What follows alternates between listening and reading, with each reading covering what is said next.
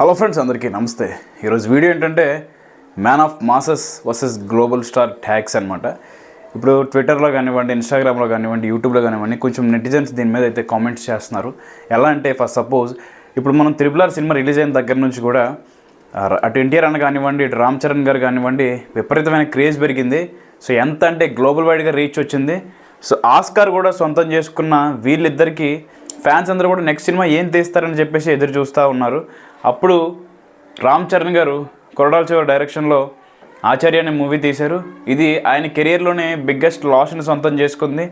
అలానే ఎన్టీఆర్ అని చూసుకుంటే కొరటాల శివ డైరెక్టర్తో దేవరా మూవీ తీసి 550 కోట్లు కలెక్షన్స్ని అయితే సొంతం చేసుకున్నారు.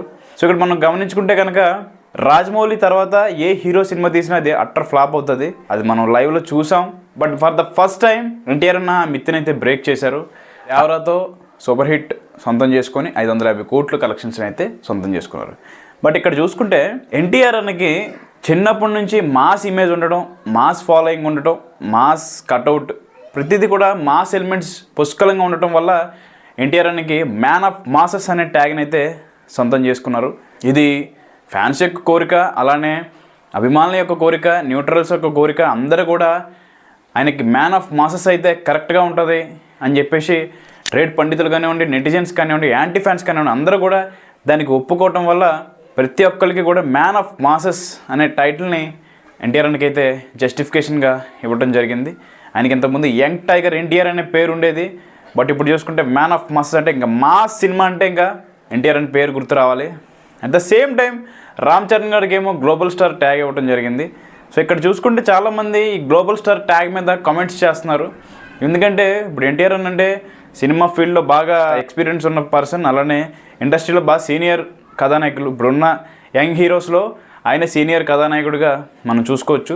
బట్ ఇక్కడ రామ్ చరణ్ గారు చూసుకుంటే ఎన్టీఆర్ అన్న కన్నా కొంచెం తక్కువ ఎక్స్పీరియన్స్, అలానే తక్కువ మూవీస్, సో పెద్దగా మాస్ ఫాలోయింగ్ లేకపోవడం వల్ల గ్లోబల్ స్టార్ ట్యాగ్ ఎందుకని చెప్పేసి చాలామంది కామెంట్స్ చేస్తున్నారు. ఆయనకి మెగా పవర్ స్టార్ అనే ట్యాగ్ ఉంది కదా, దాన్ని యూజ్ చేయొచ్చు కదా అని చెప్పేసి నెటిజన్స్ కూడా అంటున్నారు. నేనేమనుకుంటున్నానంటే, first of all global star tag అనేది గ్లోబల్ వైడ్గా రీచ్ ఉంటేనే ఇస్తారు.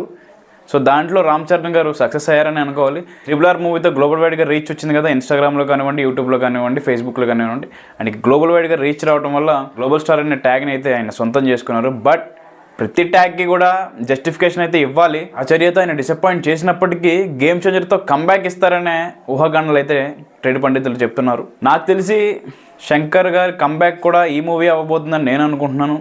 చూద్దాం ఏమవుతుందో. నందమూరి బాలకృష్ణ గారి సినిమా కూడా రిలీజ్ అవుతుంది, డాకు మహారాజ్. ఆ మూవీలో గ్లింప్స్ కానీ, టీజర్ కానీ, ఆయన యొక్క మేక్ ఓవర్ కానీ చూస్తుంటే ఇది డెఫినెట్లీ 300-400 crores మూవీలో అయ్యేలా ఉంది. బట్ ఆ కాంపిటీషన్ తట్టుకుని రామ్ చరణ్ గారు నిలబడడం అంటే అది సాహసమనే చెప్పాలి.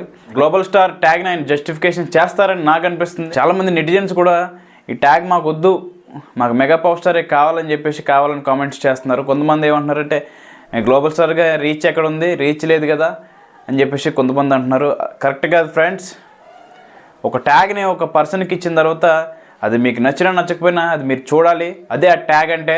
సో ఒక ట్యాగ్ విన్న తర్వాత ఆ పర్సన్ పేరు గుర్తు రావాలి. ఫర్ సపోజ్ సూపర్ స్టార్ చూడండి, మెగాస్టార్ చూడండి, అలానే ఇలా మ్యాన్ ఆఫ్ మాసెస్ చూడండి.